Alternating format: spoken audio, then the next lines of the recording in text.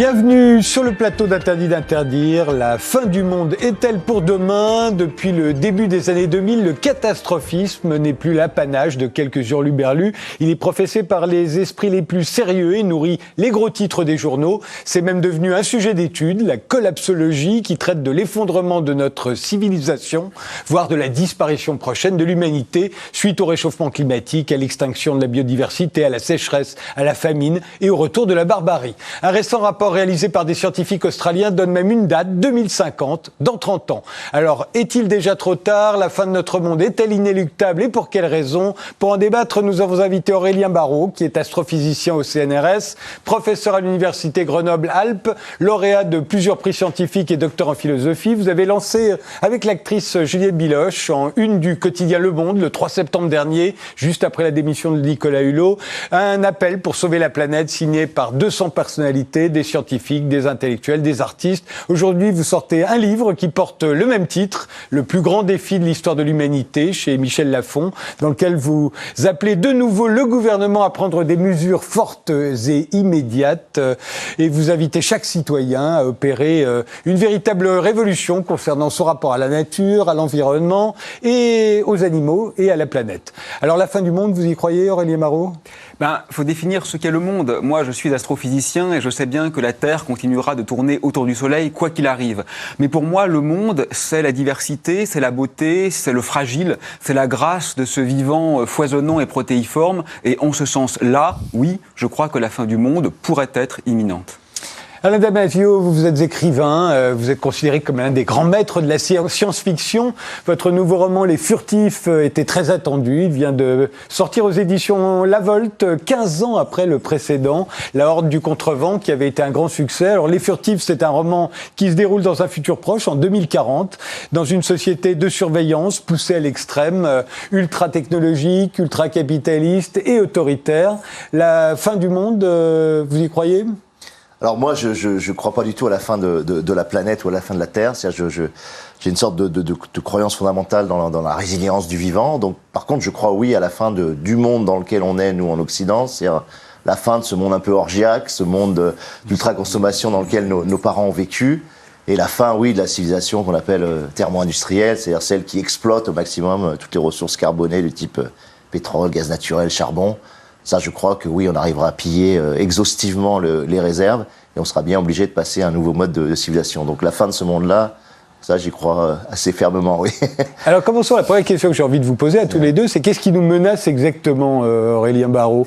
Qu'est-ce qui fait, d'après vous, que ça pourrait être pour demain ?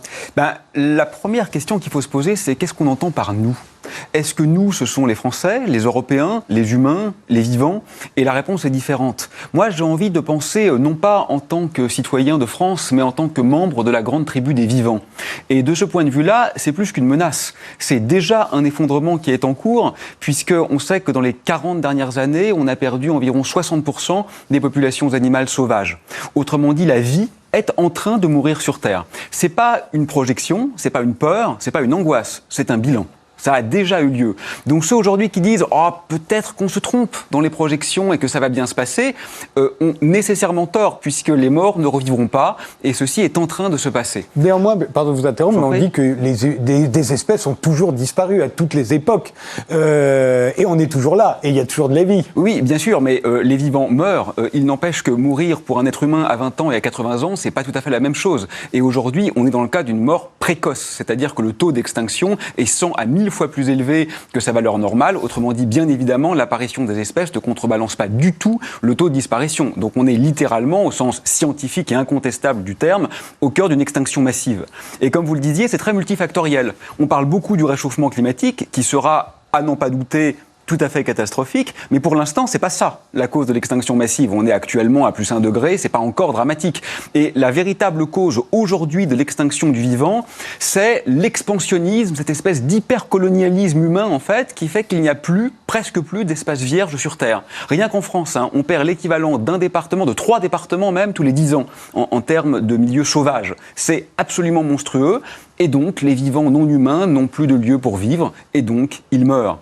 Donc finalement, moi je crois que ce qui nous menace avant tout, c'est notre hubris. Vous savez, cette espèce de folie comme ça, qui se prend elle-même pour objet, et qui fait que la technoscience n'est plus utilisée comme un moyen pour parvenir à une fin définie, mais devient à elle-même sa propre fin. En physique, on appelle ça un système à rétroaction positive, c'est-à-dire un système bouclé, qui fait que plus ça empire du fait que ça empire, et c'est ce qu'on nomme également une instabilité. Et je crois qu'on a créé un régime d'instabilité dont nous serons les victimes parmi beaucoup d'autres. Alain Damasio ? Oui, je pense qu'il a totalement raison. Moi, c'est marrant parce que je suis vraiment un profane encore dans ce monde de la collapsologie et dans cette compréhension et cette découverte de l'effondrement, parce que je me suis intéressé vraiment à la fin de mon livre quasiment, donc il y a 1 ou 2 ans que je commence à rentrer dans cet univers. Et ce qui est vraiment intéressant, c'est le temps qu'il faut pour intégrer toutes ces données, pour intégrer toutes ces vérités, parce que c'est des vérités effectivement scientifiques, actées et indiscutables. Et pour essayer de comprendre comment on va essayer de sortir de tout ça, quoi. En tout cas, d'essayer de dévier au dernier moment du mur vers lequel on fonce avec une joie et une hubris effectivement hallucinante. Donc c'est très frappant. Moi, j'ai toujours encore un peu de mal presque à y croire, en tout cas à rentrer dans la vérité et la réalité de ce phénomène-là, comme malheureusement des millions de citoyens, et c'est pour ça que ça ne change pas, ou en tout cas ça ne change pas assez vite. Et heureusement qu'il y a des Oriens et néanmoins, particulièrement qui sont un peu à l'avant-garde de cette précision-là. Dans votre dernier roman, c'est pas ça qui nous menace pour vous. Non, et c'est assez marrant c'est parce la technologie, parce que dans c'est les notre bouquins, propre aliénation. Mais ça rejoint aussi des éléments effectivement de toute façon qui provoquent l'effondrement, c'est-à-dire que on est dans ce capitalisme, dans ce techno-capitalisme, ce capitalisme qui nous vend la technologie comme un moyen d'accomplissement humain et d'émancipation humaine, et que c'est précisément ça qui nous a mené à l'effondrement. Donc il y a un lien. Maintenant, je suis pas encore rentré dans une anticipation qui serait géniale à produire, et peut-être ce sera mon prochain livre, qui serait l'anticipation du moment où on bascule et on reviendra à ce qu'on appelle les low-tech, c'est-à-dire des développements technologiques très sobres, très frugales.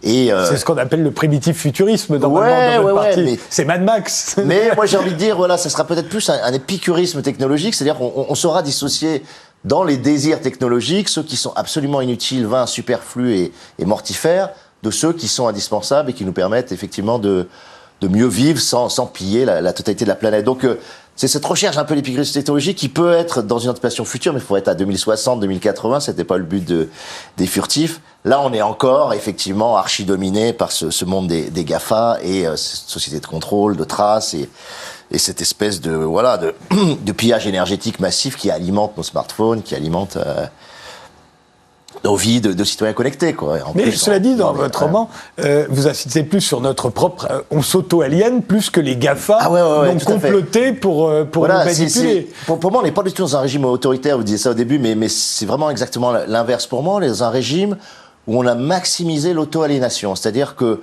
on a effectivement l'ensemble de multinationales qui, elles, sont là pour faire du fric, disons-le, mais qui mettent à notre disposition tout un ensemble d'outils. Et nous, on a une faculté incroyable à empoigner ces outils, que ce soit le smartphone, les applications, etc., et à les utiliser comme des mécanismes d'auto-aliénation très addictifs. Moi, ça fait penser à William Burroughs qui disait que le plus fort et le plus intéressant de tous les produits, c'était la drogue, parce qu'il générait cette addiction à la consommation. Bien qu'on sache que c'est complètement toxique, on ne peut s'empêcher de le consommer. Et c'est ce qui se passe aujourd'hui, je trouve, par rapport à ces technologies-là. Donc on maximise cette auto-aliénation, moi j'appelle ça le self-service, c'est-à-dire le vice de l'auto-servage qu'on a mis en place. On a l'impression que l'être humain a une sorte de compulsion au liberticide, à la fois à titre individuel, mais aussi collectif. Et ça, je sais pas, au niveau anthropologique, c'est assez marrant de se dire, mais bon Dieu, on est quand même en démocratie, personne nous met un revolver sur la tempe pour utiliser Instagram, Facebook, tous ces systèmes-là, Twitter, tout ce monde connecté, personne nous oblige à le faire aussi quotidiennement, aussi intensément, avec une frénésie aussi dingue, et pourtant on le fait, voilà. Et là, c'est intéressant, parce qu'effectivement, ça vient de... Aurélien Barraud, vous n'insistez pas du tout, et vous n'êtes pas le seul, la plupart des collapsologues, on va mettre entre guillemets, n'insistent pas sur les dégâts causés par le numérique, y compris sur l'environnement, parce que je crois que l'industrie informatique aujourd'hui, c'est plus terrible pour le réchauffement climatique que l'industrie aéronautique. Oui, d'abord, moi, je ne me définirais pas du tout comme collapsologue, en fait, parce que je ne sais pas très bien ce que ça veut dire, collapse. Ça donne un peu l'image comme ça d'une fin du monde brutale. L'effondrement. Les zombies vont apparaître parmi nous. Moi, ça, j'y crois pas du tout. Je pense que c'est un phénomène graduel. Et cette vision catastrophiste, oui, il y a une catastrophe, ça, j'en suis tout à fait convaincu. Mais l'idée d'une catastrophe imminente qui aurait quelque chose de brutal et donc de spectaculaire ne me paraît pas sérieuse. Donc, je vais prendre quelques distances avec ça. Mais sur le fond de votre remarque, vous avez parfaitement raison. Le numérique contribue très massivement à la pollution. Et c'est pourquoi, d'ailleurs, le mot dématérialisé est tout à fait inopportun. C'est très matériel, le numérique. Quand on regarde les fermes d'ordinateurs de Google, c'est tout sauf non matériel. Ça consomme énormément, c'est très physiquement présent, c'est très lourd. Moi, dans mon laboratoire, la salle informatique, on a dû vérifier qu'il n'y avait personne en dessous parce que le poids du silicium est tellement élevé qu'on avait peur que ça s'effondre et que ça tue éventuellement quelqu'un qui se trouve à l'étage inférieur. C'est tout sauf non matériel.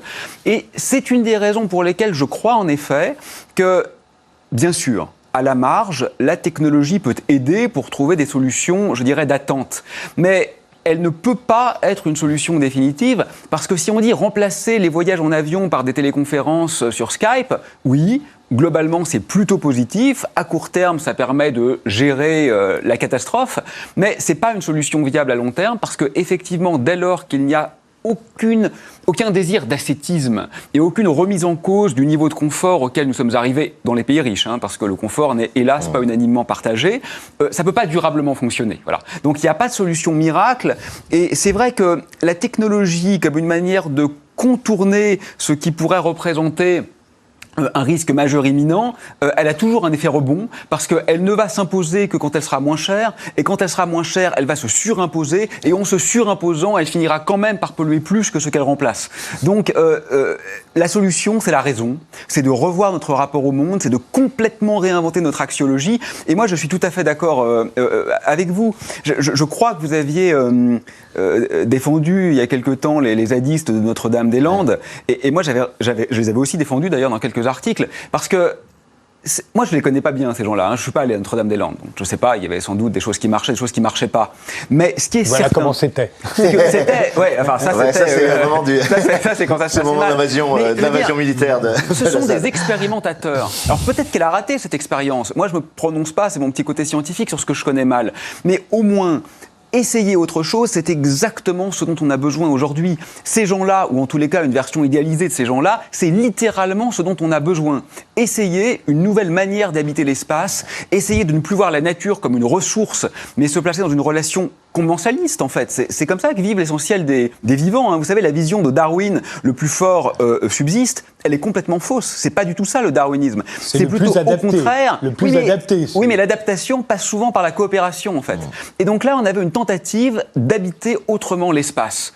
Je ne sais pas si elle a fonctionné ou non, mais c'est exactement ce dont on a besoin aujourd'hui. Adamasio ? Oui, pour parler de la ZAD, vous... et pour rebondir sur cet aspect de la ZAD, ce qui est très intéressant quand tu y vas, c'est qu'effectivement, cette espèce de frugalité ou de sobriété, elle est là. C'est-à-dire il y a beaucoup d'utilisation de matériaux locaux ou de matériaux de recyclage. C'est une société qui vit avec extrêmement peu d'argent, donc qui a une sorte d'optimisation du fonctionnement, et qui a été relié au bocage où devait s'installer l'aéroport. Et par exemple, moi je prends l'aspect forêt, puisque c'est ça que j'avais suivi un peu.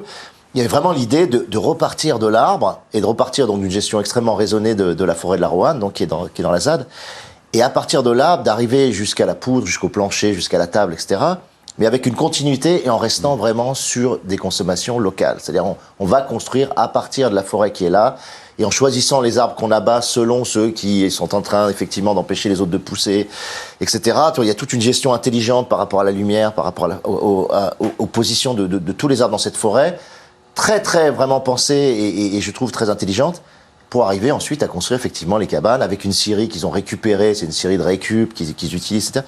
Et donc on voit se déployer ce qui pourrait être peut-être notre mode de vie en 2060 ou 2080, côté très low-tech, c'est-à-dire pas de technologie qui carbonise tout, et puis une intelligence dans le rapport à la nature, quoi. Donc un renouement avec le vivant, mais des choses qu'on avait peut-être il y a un siècle, de façon assez instinctive, et qui sont retrouvées. C'est très intéressant aussi dans la ZAD.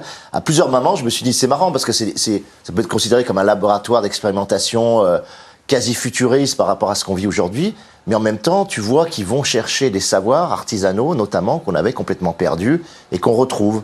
Comme si on avait passé un point de courbe à un moment donné de l'évolution humaine, et que nous, on est vraiment sur la courbe, effectivement, de l'effondrement ou de l'excès de l'hubris. Et si on recule un tout petit peu dans la courbe, il y avait un point intéressant où on optimisait cette espèce d'épicurisme technologique. Et je trouve qu'à Lazare, il y a des choses de cet ordre-là. Et ça, c'est très intéressant. Sans parler de l'aspect vital et de l'aspect extrêmement vivant des gens là-bas et la façon dont ils sont connectés sans arrêt avec la nature parce qu'ils sont constamment en extérieur aussi. Et il y a une vitalité des corps qui est très, très marquante d'emblée, quoi. Et qui, pour moi, est presque plus intéressante que les valeurs développées parce qu'il y a 70 lieux de vie, il y a des primitivistes, il y a des écolos radicaux, il y a des anards, il y a des communistes, il y a tous les types presque, j'ai envie de dire, d'anticapitalisme existant. Donc c'est très dissensuel aussi, il y a des conflits, etc. Mais c'est extrêmement vivant, voilà. Et ça, c'est vraiment intéressant. Voilà. Pour moi, vous avez quelque chose en commun, même si ça se traduit différemment. Vous prenez un retour en arrière. Alors, je sais pas, peut-être que ça vous agace. Voilà, ça vous agace, je savais. Pour moi,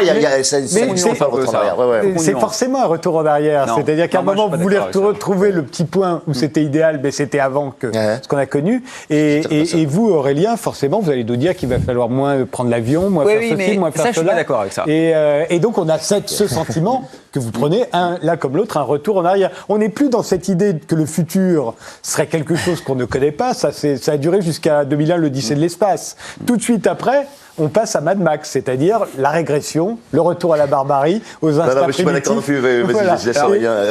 D'abord, je vais apporter, parce qu'on est trop d'accord, donc c'est pas drôle, donc je vais apporter une petite nuance quand même à ce qu'il a dit. Moi, je crois pas à l'existence de ce point d'équilibre où notre rapport à la nature, pour le dire de façon un peu caricaturale, était satisfaisant. Hélas, quand on regarde la manière dont les chasseurs-cueilleurs se comportaient, on se rend compte que quand une zone du globe était colonisée, presque immédiatement, la métafaune, la mégafaune était décimée, bien au-delà des besoins naturels. C'est-à-dire qu'il y a quand même une propension humaine à se dire on arrive, on désingue tout. Voilà, on va flinguer tous les animaux, même ceux qui nous font absolument rien, qui nous posent pas de problème, parce que on est là pour ça. On le fait, c'est normal. Et ça, sous Charlemagne, il y avait moins de forêt qu'aujourd'hui. Hein. Oui, ça c'est vrai, mais à l'échelle locale, hein, parce qu'à l'échelle globale, ça c'est pas vrai. Et donc ça, je crois, hélas, que c'est à la fois ce qui est inquiétant et ce qui est rassurant. C'est inquiétant parce que je ne pense pas qu'il ait jamais existé dans l'histoire de l'humanité ce point d'équilibre, mais ce qui est rassurant, c'est que donc on est en fait en demeure d'inventer un futur qui est justement radicalement autre. Moi, je ne crois pas du tout au retour en arrière. Certains parlent d'une nouvelle renaissance. J'ai lu un article ce matin dans Marianne qui est pas mal. Moi, je parlerais d'une rupture ontologique. Vous savez, l'épistémologue Thomas Kuhn parlait de rupture épistémologique. Il disait que la science fonctionne comme ça par changement de paradigme. Moi, je crois qu'il faut aujourd'hui une rupture ontologique, c'est-à-dire qui redéfinisse complètement ce qu'est l'être en tant qu'être de notre monde, de notre désir, de notre manière d'exister, d'habiter l'espace et le temps, parce que précisément, ça n'a jamais eu lieu. Et ça, c'est finalement plutôt une bonne nouvelle, parce que si on le dit comme ça, on est sur un plateau, là, et je vous dis, on va redéfinir nos valeurs. Ça ne va jamais arriver, ni vous ni moi n'avons le pouvoir de redéfinir les valeurs humaines. Mais là, ça n'émerge pas d'un philosophe, d'un physicien ou d'un artiste. Ça émerge du monde en lui-même. Le monde exige de nous cette redéfinition, sinon, effectivement, on va devoir cesser de l'habiter. Et c'est ça qui me donne un petit espoir dans la possibilité de cette révolution radicale, parce qu'on n'a pas le choix. Donc, soit on le fait, et on arrive à complètement réinventer finalement ce qui fait du sens, parce que le sens, il peut se déployer en tous sens. Hein. Donc dire ne renions pas le progrès, c'est très bien, mais encore faut-il définir ce qu'on appelle progrès. Et le progrès, c'est quoi ? C'est d'avoir la 12e génération de téléphones portables, ou c'est de vivre sur cette planète dans une relation relativement apaisée avec les autres vivants ? Il faut le redéfinir, le progrès, comme la croissance. Hein. Moi, on me dit que je suis décroissant, mais tout dépend de ce qu'on appelle croissance. Si ce qu'on appelle croissance, c'est un peu plus d'amour et de partage, j'ai aucun problème avec la croissance. Simplement, la croissance indexée sur le PIB, c'est une vision un peu restrictive.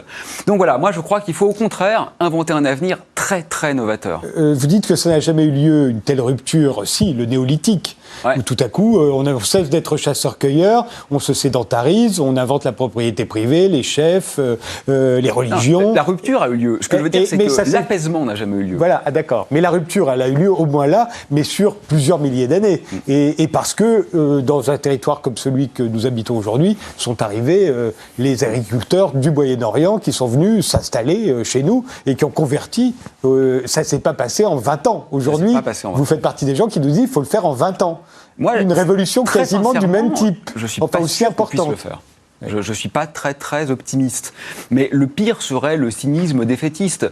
Parce que c'est facile de dire, bon, après tout, les espèces naissent et meurent, l'humanité disparaîtra. Ça encore, on peut le dire, là, tranquillement, sur un plateau de télé, il fait frais, on est bien, tout à l'heure, on prendra un café. Mais c'est des vrais gens qui vont mourir. C'est pas quelque chose de serein. Quand on dit c'est pas grave que l'humanité disparaisse, moi en tant qu'espèce ça me traumatise pas effectivement. Mais si on me dit maintenant que ce sont mes enfants qui vont mourir, que ce sont mes interlocuteurs qui vont mourir, que ce sont les oiseaux que je vois en ce moment dans mon ciel qui vont mourir, c'est beaucoup moins drôle d'un seul coup. Damasio, retour en arrière. Ouais, retour en arrière, non, pas du tout.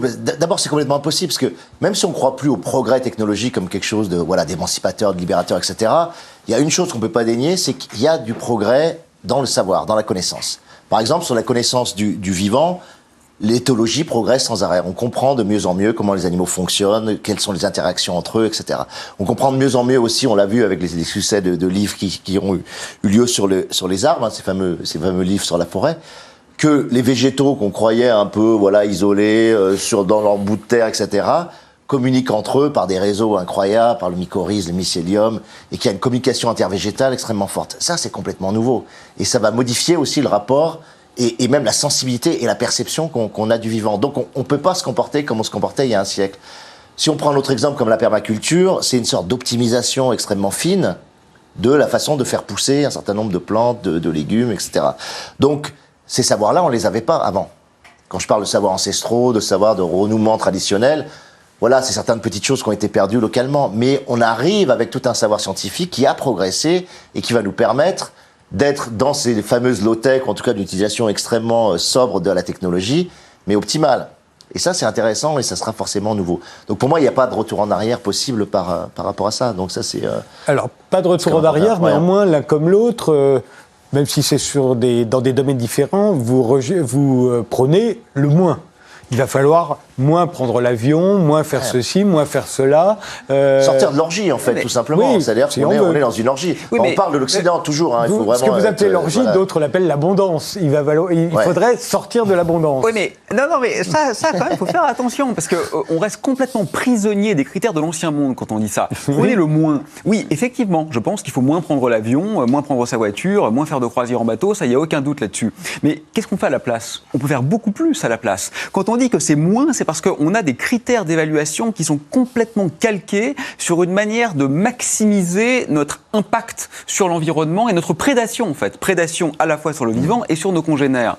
Moi, franchement, aujourd'hui, je pense qu'un Golden Boy qui a un yacht, il est ringard, il est ridicule. Moi, si j'étais une jolie fille, j'aurais envie de tout, sauf d'aller avec un mec comme ça. Donc, si on redéfinit notre rapport au réel, ou un joli garçon d'ailleurs, peu importe, mais je veux dire...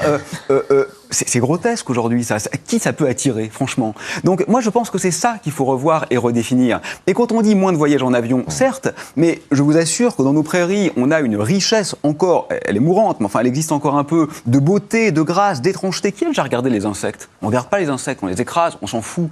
Moi, j'ai vu hier une photo d'une guêpe multicolore, là, dans Science et Vie, qui est absolument incroyable. J'aurais jamais pu penser que ce genre de choses existait. Mais on n'a pas forcément besoin d'aller à l'autre bout du monde pour ça. Donc, moins de voyages en avion, ça ne veut pas dire moins de beauté, ça ne veut pas dire moins d'intensité, ça ne veut pas dire moins de création, ça ne veut pas dire moins d'amour. Je pense qu'on pourrait avoir beaucoup plus sur des valeurs beaucoup plus fondamentales que celles qui nous émeuvent et nous mettent en mouvement pour le moment. Ce qui est intéressant, c'est que ce que tu dis, on le voit émerger en science-fiction. Nous, on est écrivain de science-fiction, on a tendance, ou écrivain ou scénariste, puisqu'on peut faire de la série télé, on peut faire de la BD aussi, mais on a tendance, j'espère en tout cas, à sentir les signaux faibles ou des tendances lourdes de fond qui ne sont pas encore émergées et à les traduire de façon métaphorique dans le champ de l'imaginaire. Et ce qui est vraiment intéressant, c'est que si tu parles des années 70 jusqu'à maintenant, ce qui a dominé complètement l'anticipation de la science-fiction, ça a été le cyberpunk. Et le cyberpunk, c'était l'idée que l'homme, en se couplant avec la technologie, avec le silicium, avec les réseaux, en se mettant des technogreffes, etc., allait s'empuissanter, allait devenir, éprouver des expériences extraordinaires, allait se déployer. Et tout l'imaginaire était vraiment sur cette fantasmatique du cyberpunk. Et on voit, dans le champ de la science-fiction, disparaître lentement le cyberpunk, et le cyberpunk devient, à mon sens, moi aussi, ringard. Voilà. C'est-à-dire que je le perçois vraiment comme ringard. Et ce qui émerge, et je pense que mon livre Les Furtifs fait partie de cette tendance-là, ce qui émerge, c'est plutôt des réflexions sur le renouement avec le vivant, l'hybridation avec le vivant, l'apparition de nouvelles espèces, de la science-fiction ou du planète opéra qui va considérer des espèces animales intelligentes, des espèces végétales intelligentes. C'est-à-dire que c'est cette espèce de rôtissage, d'étoffe nouvelle qu'on va rôtisser comme ça avec le vivant qui se met en place. Et le côté, la technologie va nous sauver, la technologie c'est fantasmant, c'est beau, c'est enrichissant, est en train de se perdre. Alors que c'était le cœur, avant de la science-fiction, la robotique, tous ces aspects-là.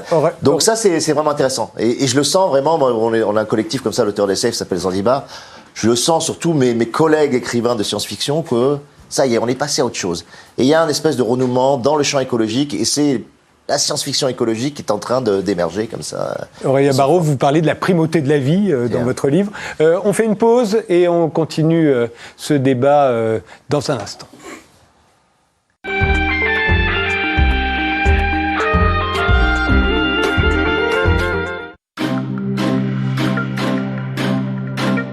Vous pouvez investir dans le Bitcoin comme vous pouvez investir dans la banane, si vous voulez. C'est une monnaie qui vient en réponse à un système bancaire et monétaire qui va mal. Vous ne pouvez pas l'imaginer comme réserve de valeur, puisque vous achetez du Bitcoin à 15 000 et que 2 semaines après, vous vous retrouvez à 7 000. Le Bitcoin, il fonctionne à l'opposé des monnaies actuelles, c'est-à-dire il n'y a pas de planche à billets dans le Bitcoin, c'est pas possible. On sait qu'il n'y en aura pas plus de 21 millions, qu'on est dans quelque chose, une ressource rare. C'est pour ça qu'on peut parler d'or numérique. On voit très bien que c'est un marché qui est aux mains, et comme d'ailleurs tous les marchés aujourd'hui, qui est aux mains de quelques gros qui s'amusent avec et qui spéculent dessus.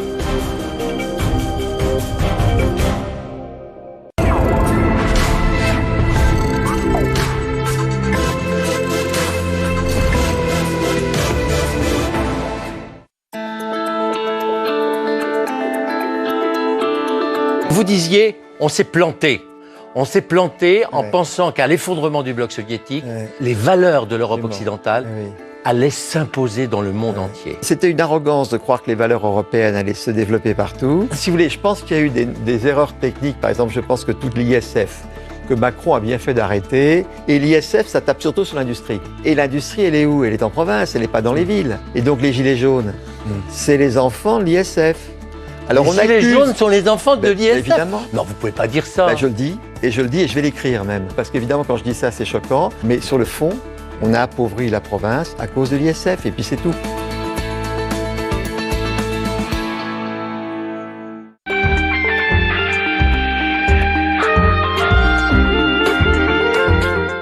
La fin du monde est-elle pour demain? On continue notre débat entre l'astrophysicien Aurélien Barraud, qui publie le plus grand défi de l'histoire de l'humanité, et l'écrivain Alain Damasio, dont le nouveau roman de science-fiction Les Furtifs vient de paraître.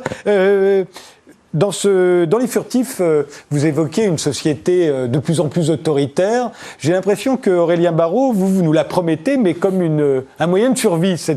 Quand on lit votre essai, si on regarde tout ce que vous prenez, et de façon urgente, c'est un appel au gouvernement, votre livre. Il y a des mesures à prendre de façon urgente. Vous parlez d'une guerre à la fin du monde, et quand on fait une guerre à la fin du monde, on est obligé d'être un peu pressé. Si on prend la liste, c'est une société autoritaire. Vous ne pouvez pas ne pas nous l'imposer pour que ça arrive. Oui, vous le savez bien, d'ailleurs vous-même vous le dites, j'y crois de moins en moins, donc il va falloir y aller dur. Oui, ça c'est vraiment le grand problème, et moi j'essaye d'être très nuancé sur cette question parce qu'elle est importante, et je ne sais pas quelle est la bonne réponse. Je crois en effet que si on veut sauver la vie sur Terre, il est probable qu'il faille prendre un certain nombre de mesures un peu autoritaires ou liberticides. Pour autant, moi, je suis le contraire de ces caricatures là de Khmer vert ou de dictateurs écolos ou de Staline de l'écologie. C'est complètement ridicule. Personne ne veut ça. Et évidemment, moi le premier, je ne le désire pas. Mais je crois que là où il faut qu'on soit un peu sérieux, c'est qu'on voit une liberté contre une autre. C'est-à-dire qu'effectivement, il se peut qu'il soit nécessaire d'interdire l'utilisation débridée des 4x4 en centre-ville ou effectivement les voyages à l'autre bout du monde récurrents pour ceux qui en ont les moyens, et ça sera de fait une privation de liberté. Mais si cette privation de liberté nous permet de jouir de la liberté de continuer à exister en fait, de continuer à vivre, de vivre dans quelque chose qui soit différent d'un anthropocène dévasté, est-ce que finalement le jeu n'en vaut pas la chandelle? Et là vous prenez un exemple qui plaît à tout le monde. On va préférer les riches de leur 4x4. Mais si vous êtes associez, vous additionnez au 4x4 les voitures personnelles de tout le monde, donc des gilets jaunes, par exemple. Oui, vous leur dites clairement aux gilets jaunes, non, là, c'est pas qu'on va augmenter l'essence, on va vous interdire la voiture. Non, je dis pas ça parce que je pense que dans ces cas-là, il faut du partage. C'est-à-dire qu'il faut qu'on reconnaisse qu'on s'est collectivement trompé de modèle d'habitation de l'espace. Et que donc, le coût de cette réorientation, et ça, la question n'est pas de savoir s'il nous plaît ou non de l'entendre, c'est un fait qu'il faut changer notre manière d'habiter le monde. Donc comment est-ce qu'on fait face à cette difficulté ? Je crois qu'il faut un maximum d'entraide, de partage, et que effectivement les réorientations qui sont nécessaires soient collectivement prises en compte et prises en charge. Mais la question de la liberté, elle est vraiment importante, parce que, vous savez, les libertaires purs et durs nous disent « la liberté, c'est sacré, vous ne pouvez pas toucher à ça ». Mais c'est quand même omettre qu'actuellement, on est énormément privé de liberté. Là, si actuellement je vous agace, vous n'avez pas le droit de venir me frapper. Tant mieux. C'est ça qui, finalement, permet à ma liberté individuelle de continuer d'exister sereinement. Donc aujourd'hui, même les entreprises sont protégées par le droit. Pourquoi la Terre n'est-elle pas protégée par le droit ? Moi, je crois quand même que la petite privation de liberté qui irait dans le sens de sauver la vie mérite peut-être d'être considéré, mais il faut le faire avec circonspection. Si on pousse l'événement ad absurdum, évidemment, il deviendra intenable. Comme toujours, il faut faire preuve de mesure et de nuance, mais je crois qu'on ne peut plus se permettre le luxe de ne pas l'envisager. Vous allez plus loin que le partage des automobiles.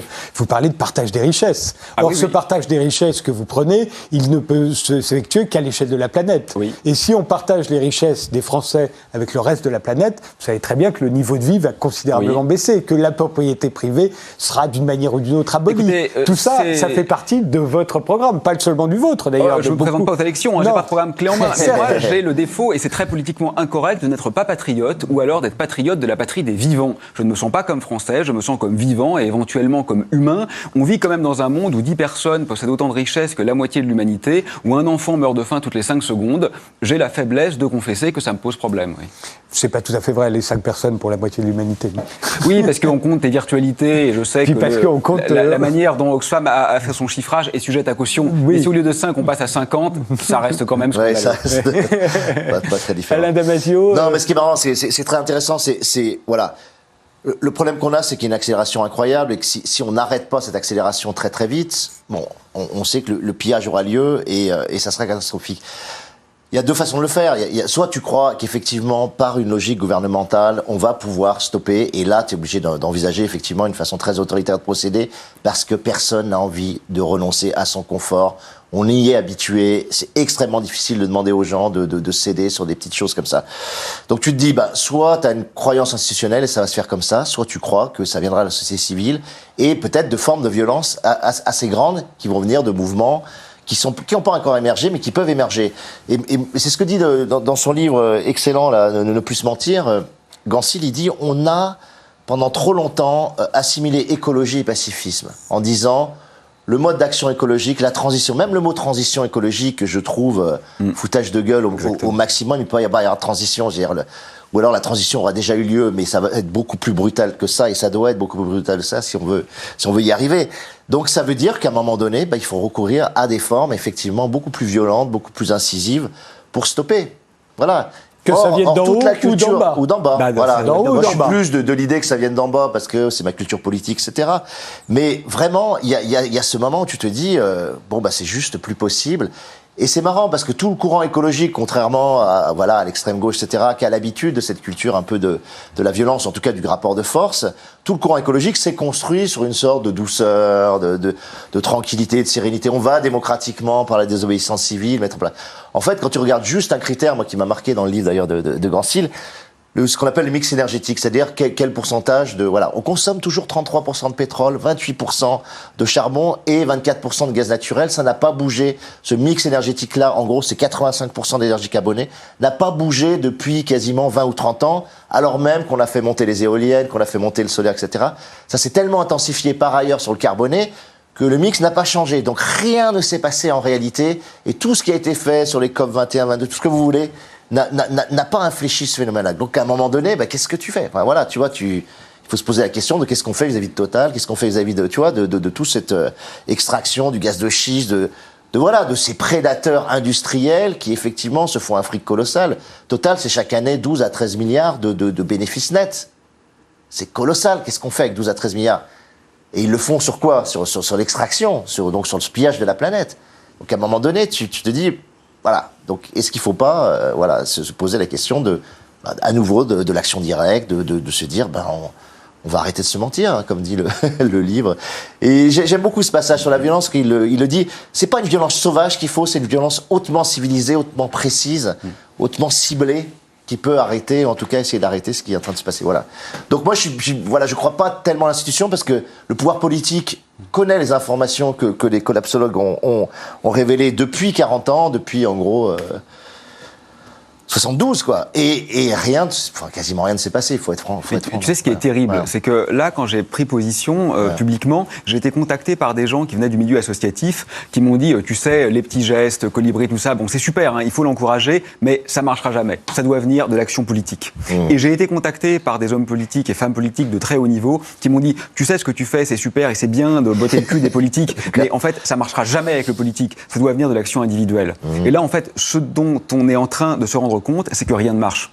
Parce que c'est tellement ancré dans nos imaginaires qu'en fait, ça doit venir de partout. Et je crois qu'on ne peut plus se payer le luxe de choisir, en fait. Voilà. C'est quelque chose qui doit vraiment infecter notre rapport à l'autre, à l'être, au monde de l'intérieur. Et si on attend une solution miracle, qu'elle vienne effectivement de l'initiative individuelle ou de la décision légale, elle ne viendra pas. Mais donc, ce que j'entends, moi, quand j'entends tout discours sur l'effondrement, de qui que ce soit croyant à un effondrement imminent, d'une manière ou d'une autre, c'est au fond un appel, alors soit à la dictature, à une forme de dictature. Ne me regardez pas en disant ça, parce que c'est pas du tout mon cas. Hein. Si, par nécessité, parce qu'il n'y a pas d'autre moyen, vous venez de le dire. Rien ne marche. Donc il n'y a que ça, ou à l'action violente, au terrorisme, donc venant d'en bas. Mais au terroriste, fond, c'est bien. Il est dur. Hein.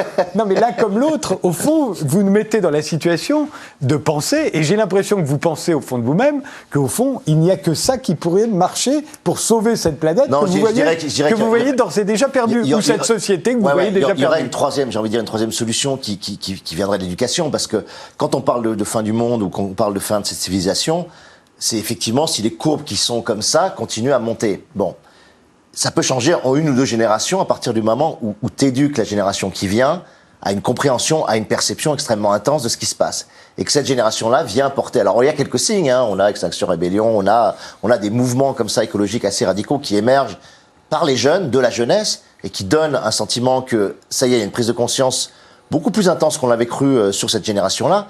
Mais il faudrait que ça touche vraiment extrêmement fortement la totalité de cette génération-là. Et là, il y aurait un phénomène, il y aurait une inflexion, il y aurait quelque chose de fort.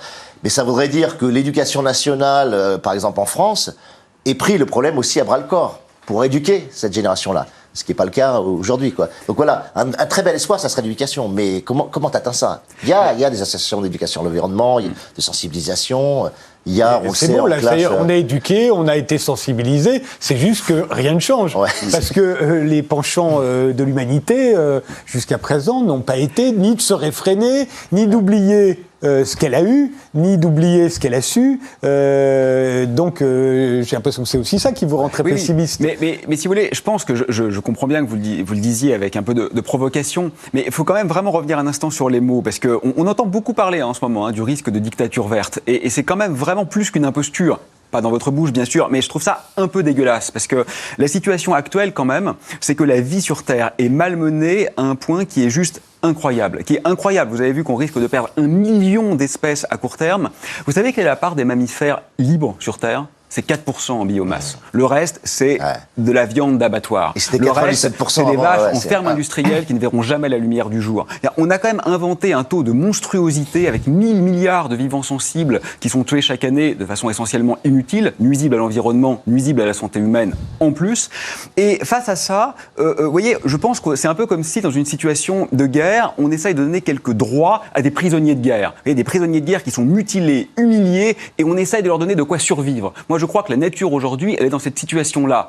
Et donc dire qu'on va faire de ces prisonniers de guerre, qu'on essaye de ne pas complètement tuer par humiliation répétée des dictateurs, c'est quand même une inversion du rapport de domination qui est totalement déconnecté de la réalité de celui qui aujourd'hui est le prédateur. Le prédateur aujourd'hui, c'est pas du tout l'écolo. Le prédateur, c'est effectivement la société capitaliste industrielle qui est en train de mutiler tout ce qui faisait sens dans ce réel. Donc oui, je crois qu'il faut effectivement tenter d'inverser un peu le rapport de force, mais pour moi, l'idée, c'est pas du tout, effectivement, de mettre en place un système autoritaire qui contrerait ça. C'est simplement que face à une extrême violence, le recours à la violence n'est pas scandaleux. Et d'ailleurs, on le fait, et tout le monde le soutient. Et par rapport à un génocide, par rapport à un dictateur fou, oui, parfois, il faut effectivement recourir à la violence. Mais Aurélien Barraud, vous savez bien pourquoi on parle de dictature verte ou qu'on a l'air de la redouter. C'est que dans une situation d'extrême urgence comme celle que vous décrivez, seules des mesures coercitives semblent pouvoir fonctionner et que comme les mesures coercitives doivent s'appliquer à l'ensemble de l'humanité et qu'on n'imagine pas du tout, parce que si en France vous interdisez un certain nombre de choses et que vous les permettez en Belgique, vous savez très bien que tout le monde ira les faire en Belgique. Oui, mais soyons sérieux. Il s'agit de mesures coercitives sur la consommation débridée, pas sur nos modes de vie, pas sur ce qu'on aime, pas sur ce qu'on lit, pas avec les gens, pas sur les gens qu'on va fréquenter, pas sur nos opinions politiques, pas sur nos opinions érotiques, éthiques, esthétiques, philosophiques, ontologiques, métaphysiques. On pourrait rester libre sur tout ça. Il s'agit simplement de consommer un peu moins, bordel. C'est quand même pas la fin du monde. On devrait pouvoir accepter ça. Non, mais c'est... Vous accepterez C'est toujours pareil. Il y a une économie de désir qu'on a mis en place, qui est extrêmement puissante. Et cette économie de désir, elle est fondée sur la consommation, voilà, et sur la surconsommation. À partir du moment où on pose pas des horizons de désir différents de ça, et c'est là que le capitalisme a été très fort pendant les 50 dernières années, c'est qu'il a posé comme horizon de désir simplement la faculté d'acheter, et d'acheter de plus en plus, et d'acheter des biens de plus en plus luxueux. Et cet horizon de désir, on a du mal, à le dévier, à le pervertir, à le tordre et à montrer à quel point il est absurde, quoi. Et c'est vrai que le travail, du coup, littéraire pour nous, en tout cas fabricants de récits, fabricants d'imaginaires, parce qu'on est les fabricants d'imaginaires, c'est d'essayer de poser des imaginaires qui soient différents, qui rendent enviable un nouveau mode de vie, un nouveau mode d'existence, qui montrent que la liberté n'est pas quelque chose de strictement individuel, que les liens aussi libèrent, les liens sont pas forcément quelque chose d'aliénant, c'est l'interdépendance aussi qui peut libérer, qui peut nous ouvrir des champs de vie extrêmement riches, extrêmement fertiles, extrêmement féconds, et dans lequel on vivrait tout simplement heureux. Et ça, on a du mal à l'imaginer, parce que ce système, évidemment, a posé que l'individualisme le plus effréné, qui nous permettrait d'acheter tous les biens dont on a envie, serait l'accomplissement de la liberté. Et ça, tant que tu n'arrives pas à modifier ça, c'est très compliqué de demander aux gens de renoncer. Et même le terme renoncer est absurde, parce qu'on demande de renoncer rien, on demande de porter ton désir, et d'accomplir ton désir, et d'épanouir ton désir d'une autre façon. Et d'une façon qui sera, au final, certainement beaucoup plus belle que celle dans laquelle on est, parce qu'on souffre en réalité de ce système. C'est pas un système qui nous épanouit. Peut-être ça épanouit 1 ou 2% de la population, mais en réalité, donc c'est ça qui est compliqué. Voilà, c'est compliqué. C'est infléchir les imaginaires vers autre chose. Voilà. Et pour l'instant, on est encore prisonnier de cette dynamique imaginaire, de la croissance, de l'achat. Et on le voit même dans les pays en voie de développement, ce qui est posé comme horizon de désir, c'est toujours la consommation occidentale telle qu'elle est portée chez nous. Et c'est une catastrophe, parce que les Chinois y arrivent, parce que les Indiens y arrivent, et que tu as comme ça 2,4 millions d'habitants qui vont vers la même direction d'hyperconsommation qu'on a suivi. Et c'est pour ça que la planète explose, quoi. Alors tant qu'il restait en sous-développement, on était content, puis on pouvait rester dans notre bulle, quoi. Mais aujourd'hui, c'est plus possible. Et cet imaginaire-là, il faut arriver à le tordre.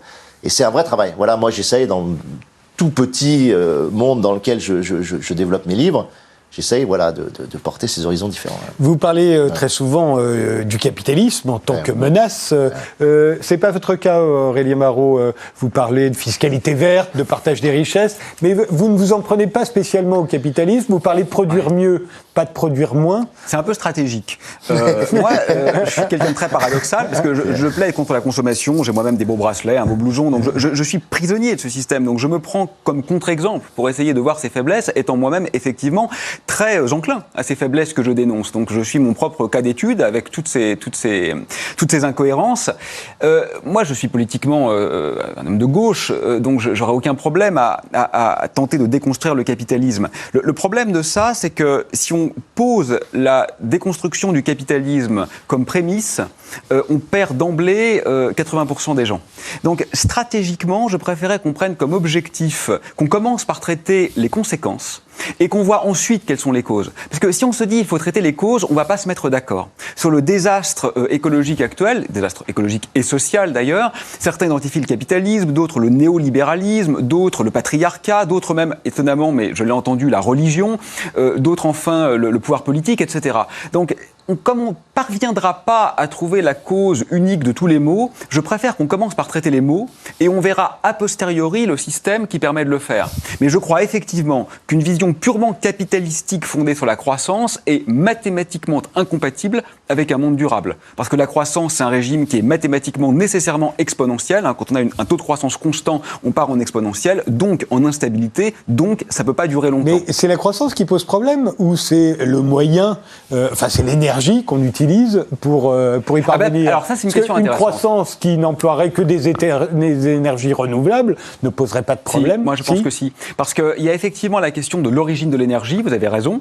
Mieux vaut une énergie non polluante qu'une énergie polluante, c'est évident. Mais il y a aussi la question de l'utilisation de l'énergie. On pourrait parfaitement, avec des motoculteurs solaires, raser la forêt amazonienne. Et ça poserait problème. Et donc, il faut vraiment jouer sur les deux tableaux, je crois. Alain Damasio? Ouais, non, je réfléchissais vraiment sur l'aspect projection, c'est-à-dire se dire qu'est-ce qu'on peut faire vraiment aujourd'hui par rapport à tout ça, parce que là on analyse effectivement assez bien, je pense, ce qui se produit et se dire ben voilà, d'ici la fin du XXIe siècle, qu'est-ce qui est possible de mettre en œuvre.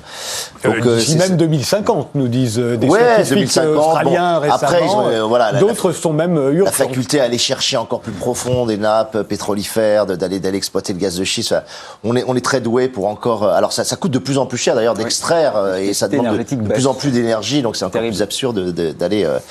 Voilà, mais pour continuer vraiment sur la dimension de l'imaginaire, je pense qu'il est vraiment important et intéressant de se dire que dans des séries télé qu'on va créer, là par exemple je travaille sur une série télé qui va essayer de mettre en place vraiment un modèle décroissant à l'horizon 2400 sur l'Antarctique qui est dégelé, qui est devenu une taïga parce que effectivement la Terre c'est éreinté dans des guerres thermonucléaires. À l'horizon 2400. Ouais, 2400. Vous êtes optimiste, on sera encore là. C'est bien, ouais. on sera encore là. Enfin, il restera 10 000 habitants. Ah, d'accord. Mais de se dire que, en un sens, c'est pas. Moi, c'est vrai que pour moi, pourvu que le vivant continue à exister et après, s'il reste que 10 000 habitants, mais qu'on se reproduit, on recréera une forme d'humanité. C'est pas forcément aussi grave que ça, en tout cas, moi, dans ma logique science-fiction. Mais de se dire, voilà, de bâtir et de rendre crédible, c'est-à-dire, c'est la force aussi du récit, c'est-à-dire, tu crées des personnages, tu crées un monde, tu crées un univers dans lequel tu vois des gens vivre de façon décroissante, avec des low-tech, avec de la permaculture, dans un monde écologique intéressant, mais qui soit pas un monde de retour à la bougie, et de mettre en place ces types d'utopies qui seront peut-être les alternatives de demain. Mais si tu n'as pas ces horizons-là, je veux dire, le cyberpunk, parlons du transhumanisme par exemple. Pourquoi le transhumanisme a eu autant d'impact sur les imaginaires et continue à aiguiller une partie de la recherche, malgré son absurdité totale? Parce que dans la science-fiction, ça a été posé comme un horizon viable, par exemple. C'est-à-dire dans les imaginaires aujourd'hui des dirigeants des GAFA, on le sait, cette science-fiction-là, qui vient des années 70, a été conçue comme un progrès et a été conçue comme un horizon de désir. Et quand ces gens-là commencent à piloter des boîtes aussi importantes que les GAFA, ils utilisent ou ils sont tendus vers ces horizons d'imaginaire sans même le savoir, sans même en prendre conscience. Il y en a qui le disent explicitement. Donc il y a vraiment un travail qu'on pose pas assez sur les imaginaires pour orienter. C'est pas uniquement la rationalité, on le sait, parce que la rationalité, on a tous les chiffres, on a des chiffres incroyables. Là, tu citais cet exemple sur les animaux sauvages, il y a plus que 3% d'animaux sauvages aujourd'hui, et tout le reste est domestiqué. Ça s'est inversé quasiment en un siècle. Bon, c'est des choses, ok, tu as le chiffre, mais ça fait pas forcément sens dans ta tête. Si tu passes pas par des percepts, par des affects, c'est-à-dire des modes de perception, si tes modes de perception et d'attention au monde n'ont pas été modifiés, et souvent ils sont modifiés par l'art, alors ton comportement va pas changer. C'est pas le fait de savoir ou d'être informé qui te fait changer, c'est le fait que tout d'un coup, ta perception a tourné, a été modifiée, a été révolutionnée. Et souvent, ça passe par des récits, ça passe par là.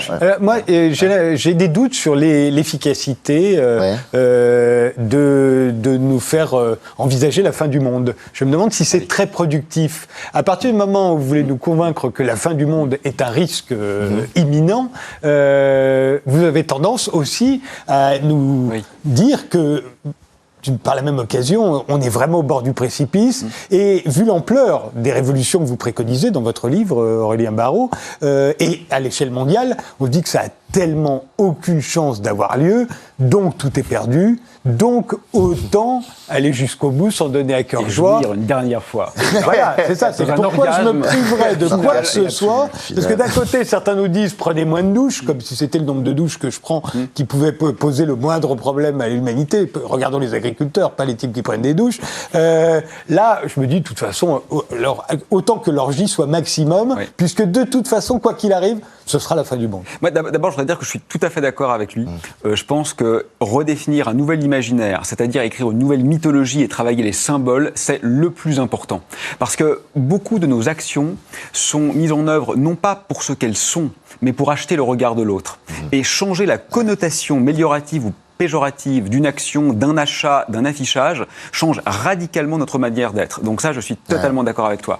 Et sur ce que vous évoquez, moi, je pense que ce risque doit être couru parce que je crois qu'aujourd'hui, le gros problème, c'est pas que la panique nous empêche d'agir, c'est qu'on ne panique pas en fait.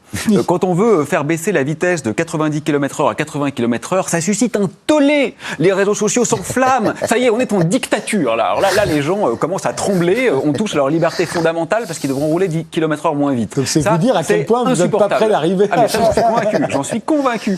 Bon, mais alors, franchement, la fin du monde, au sens qu'on a défini tout à l'heure, je crois pas que tout va péricliter demain, mais au sens effectivement de la diminution extraordinairement rapide de la vie sur Terre, ça en revanche j'y crois, cette fin du monde-là, tout le monde s'en fout. Donc moi je crois que... Mais c'est parce que vous savez bien qu'il y a eu d'autres époques où c'est revenu, où on a promis... je ne suis pas Nostradamus quand même. Non. Je crois que les climatologues et écologues aujourd'hui sont un peu plus sérieux que les prophètes de l'an 1000. Tout à fait, mais sans parler des prophètes, mais il y a eu des moments où on a cru par exemple qu'il y aurait des famines, et il n'y a pas eu les famines qu'on nous promettait par exemple. Il y a aussi beaucoup de moments où il y en a eu sans qu'on les ait anticipés. Voilà. Bon, non mais là, une fois de plus, je veux dire, on peut plus en douter sérieusement. On a suffisamment d'éléments, ce n'est plus une projection, c'est une analyse rationnelle, factuelle de ce qui est déjà en train de se passer. Écoutez, on a essayé depuis 30 ans le mode doux. Moi, j'avais déjà le même discours.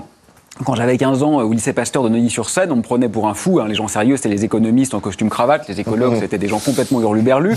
Donc, on a essayé le mode doux, ça n'a pas marché. Moi, je pense que maintenant, il faudrait essayer la panique. On va voir ce que ça donne. Damasio ? Ouais, c'est très intéressant parce que effectivement, moi je vois ce que la collapsologie fait et ce qu'elle produit, c'est-à-dire que normalement il y a un effet d'alerte, il y a un effet d'alarme, il y a un effet en tout cas de mobilisation qui devrait se produire en annonçant tous ces phénomènes. Et en réalité, je vois la façon dont c'est reçu, parce que le mouvement, il y a un vrai impact sociétal de ces théories de l'effondrement. Enfin, c'est pas des théories, en tout cas, c'est ces visions de l'effondrement.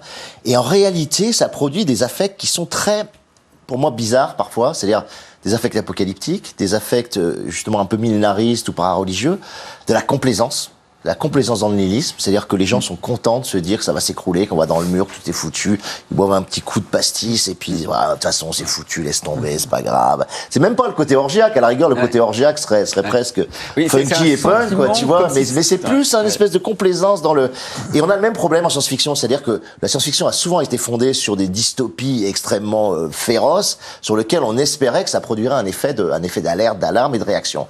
Et en réalité, moi plus j'avance en écrivant, là maintenant j'ai 49 ans, plus je me rends compte que c'est plutôt en posant des alternatives, des horizons de désir, qu'on fait changer les gens plutôt que de jouer sur cet éternel mécanisme de la peur ou de la panique, qui est un mécanisme très classique politiquement, puisque beaucoup de partis sont fondés sur l'utilisation de la peur. On sait que voilà, le Front National market la peur du migrant comme outil de vote pour il n'est son pas parti. seul. Il n'est pas le seul, bien sûr. Et on sait très bien ce que c'est. La peur, ça veut dire plus d'autorité. Plus d'autorité, etc. Donc ce marketing de la peur, il est très présent. Et parfois, la collapsologie peut ressembler à ça, au sens en disant attention, on va dans le mur, tout va s'effondrer, etc. Et ça produit pas forcément les bons affects. Et ça, c'est difficile à maîtriser. Et c'est pas le collapsologue qui sont responsables de ça. Mais il y a une sorte de dérive un peu pré-apocalyptique et assez marrante à voir se mettre en place. Enfin, marrante, pas marrante du tout, mais pour un lecteur de science-fiction, assez marrante, ouais. Merci tous les deux d'avoir participé à cette émission. Le plus grand défi de l'histoire de l'humanité, c'est le livre d'Aurélien Barraud. Il est paru chez Michel Lafon. Et Les Furtifs, le nouveau roman d'Alain Damasio, c'est aux éditions La Volte. Merci de nous avoir suivis et rendez-vous au prochain numéro.